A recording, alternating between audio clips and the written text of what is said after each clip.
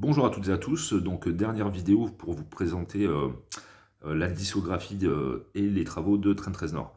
Donc en haut on a son projet parallèle How to Destroy Angel, donc le maxi 6 titres à gauche, et l'album Welcome Oblivion à droite. Donc c'est sorti respectivement en 2010 et 2013.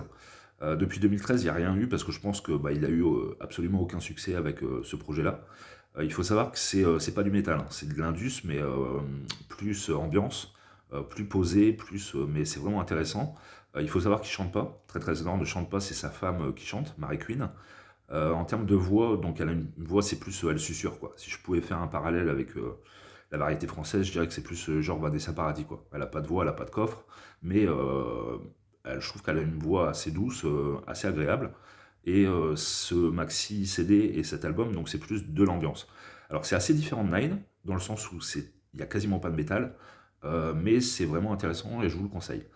Et donc ensuite, Trent Reznor, il faut savoir qu'il a une passion pour le cinéma. C'est-à-dire qu'il a commencé, la première bande originale qu'il a fait, c'était pour un jeu vidéo, c'était Quake, dans les années 90.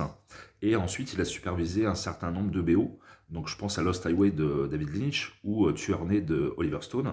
Mais il supervisait dans le sens où il composait une ou deux chansons pour ses bandes originales, et après c'était d'autres artistes qu'il avait choisis, qui mettaient sur la bande originale.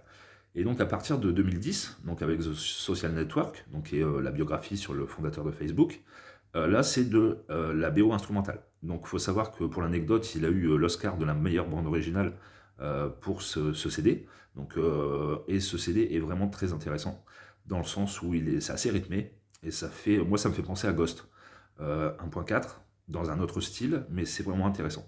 Et donc ça s'appelle plus Nine, parce qu'en fait il a délégué, et c'est co-écrit et co-composé avec Atticus Ross. Atticus Ross qui est d'ailleurs présent sur Ghost. Et donc voilà, pour moi c'est la dernière chose qui est vraiment intéressante, The Social Network, parce que après le problème c'est que à la base Trent Reznor c'est un pianiste, donc son maître c'est Eric Satie avec les gymnopédies, et donc bon c'est pas Yo-Yo Ma, hein, c'est pas du déluge de notes, il est pas je pense qu'il serait pas capable de jouer du Mozart ou du Beethoven, mais lui son trip c'est le piano d'ambiance, créer une ambiance, donc pas l'ambiance jazzy comme la musique d'ascenseur qu'on peut entendre par exemple chez Flunch. Non, lui, c'est faire une ambiance, créer une atmosphère. Et donc le problème, c'est que les bandes originales qu'il va faire par la suite, donc moi j'ai juste conservé The Girl with Dragon Tattoo, mais en tout, il a dû en faire une dizaine, notamment la dernière en date, la bande originale de Saul, le dernier Disney Pixar.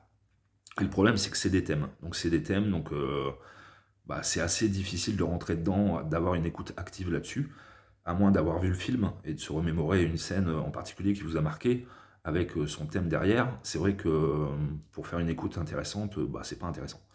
Et donc j'ai juste conservé The Girl with Dragon Tattoo parce qu'il a repris une chanson de Led Zeppelin qui s'appelle Immigrant Song. Et donc c'est absolument massacré. C'est-à-dire que Immigrant Song, Led Zeppelin c'est du hard rock, c'est un très bon morceau de Led Zeppelin, et là, il a inclus des éléments électro-indus, et c'est massacré. Je pense notamment à une autre reprise qu'il a faite, c'est la reprise de Get Down Make Love de Queen, donc avec des sons électro qui est vraiment, vraiment mauvaise. Et quand vous écoutez la version originale de Queen, ça n'a rien à voir, quoi. On touche pas à Queen, quoi. Et donc, pour moi, on touche pas à Led Zeppelin en version électro, quoi. Donc voilà. Et donc sur ce que je pourrais vous conseiller sur ce que vous avez dans les yeux, donc c'est How to Destroy Angel et The Social Network, pardon. Voilà, à bientôt, salut!